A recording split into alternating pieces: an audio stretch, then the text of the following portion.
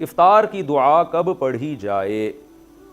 زید نے کہا روزہ کھولنے کی دعا افطاری کے بعد پڑھنا سنت ہے اور افطاری سے پہلے پڑھنا سنت نہیں ہے، کیونکہ رسول اللہ صلی اللہ علیہ وسلم نے افطاری کے بعد پڑھی ہے۔ کیا زید کی یہ بات درست ہے؟ ابو فصیح کوئٹہ سے۔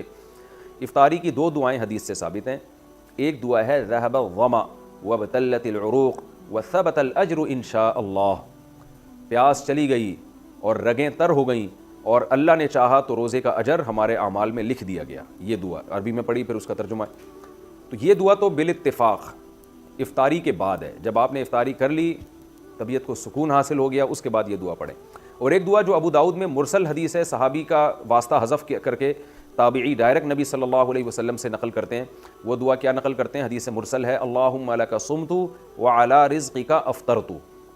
تو اس کے بارے میں آتا ہے کہ کان اذا افطر، نبی صلی اللہ علیہ وسلم جب افطار کرتے تو پھر آپ یہ دعا پڑھتے، اللہم لک صمت وعلی رزقک افطرت، اے اللہ میں نے تیرے لیے روزہ رکھا اور میں نے تیرے ہی لیے افطار کیا۔ اس دعا کے بارے میں فقہا کا اختلاف ہوا ہے کہ یہ افطاری سے پہلے پڑھنے کی ہے یا افطاری کے بعد پڑھنے کی ہے۔ جو حضرات جنہوں نے اچھا نبی سے نہیں پتا صاف لفظ واضح طور پر کہ آپ افطاری کے بعد پڑھتے تھے یا پہلے پڑھتے تھے، تو جن حضرات نے حدیث کے ظاہری الفاظ کو دیکھا، جو الفاظ میں بھی پڑھ کے سناتا ہوں، جنہوں نے حدیث کے ظاہری الفاظ کو دیکھا انہوں نے کہا کہ یہ افطاری کے بعد پڑھی جائے گی۔ حدیث کے ظاہری الفاظ کیا ہیں؟ کانا اذا افطر، نبی جب افطار کرتے، تو اس سے تو پتہ چل رہا ہے جب افطار کر لیتے، افطاری کے بعد یہ دعا پڑھتے۔ اور دعا کے الفاظ بھی کیا ہیں؟ اللہم لک صمت، اے اللہ میں نے تیرے لیے روزہ رکھا، یعنی پاسٹ کی بات ہے، وعلی رزقک افطرت، اور تیرے رزق پر میں نے افطار کیا، تو اس کا مطلب کر چکا ہے نا، تبھی تو دعا پڑھ رہا ہے۔ تو یہ ان حضرات کی رائے ہے جو یہ کہتے ہیں کہ افطاری کے بعد یہ دعا پڑھی جائے گی۔ لیکن دوسرے جو بہت سے علماء اس کے قائل ہیں کہ افطاری کے وقت یہ دعا پڑھی جائے گی۔ ان کی دلیل کیا ہے؟ وہ یہ کہتے ہیں کہ جو کام ہونے والا ہوتا ہے اسے بھی پاسٹ اور ماضی کے صیغوں سے تعبیر کیا جاتا ہے۔ جیسے حدیث میں جو آتا ہے نا، کانا اذا افطر، نبی جب افطاری کرتے مطلب افطاری کا ارادہ کرتے۔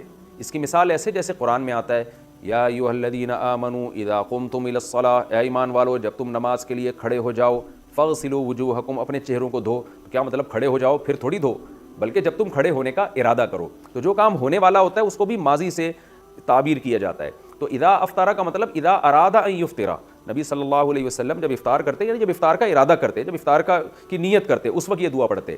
اسی طرح یہ جو حدیث میں الفاظ ہیں کہ اس میں ماضی کے صیغے ہیں، اللہم لک صمت وعلی رزقک افطرت، اے اللہ میں نے تیرے لیے روزہ رکھا، تیرے رزق پر میں نے افطار کیا۔ تو یہاں بھی یہ علماء کہتے ہیں کہ افطار کیا کا مطلب کرنے والا ہوں۔ تو جو کام ہونے والا ہوتا ہے اس کو بھی ماضی کے صیغوں سے تعبیر کیا جاتا ہے۔ اس کی عربی زبان میں بہت مثالیں ملتی ہیں۔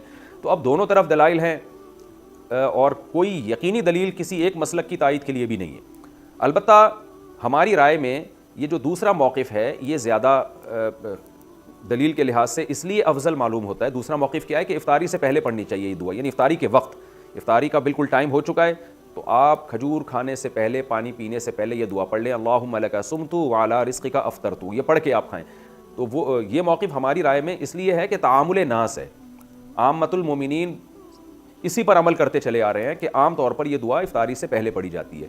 اور ویسے بھی دو دعائیں ہیں، تو ایک افطاری سے پہلے پڑھ لی جائے اور ایک افطاری کے بعد، کیونکہ افطاری کے بعد والی جو دعا ہے وہ تو متعین ہے، ذهب الظمأ وابتلت العروق وثبت الاجر ان شاء اللہ تعالی۔ تو ہماری رائے میں یہ دوسرا موقف زیادہ بہتر معلوم ہوتا ہے، تعامل ناس، لوگوں کے عمل کی وجہ سے۔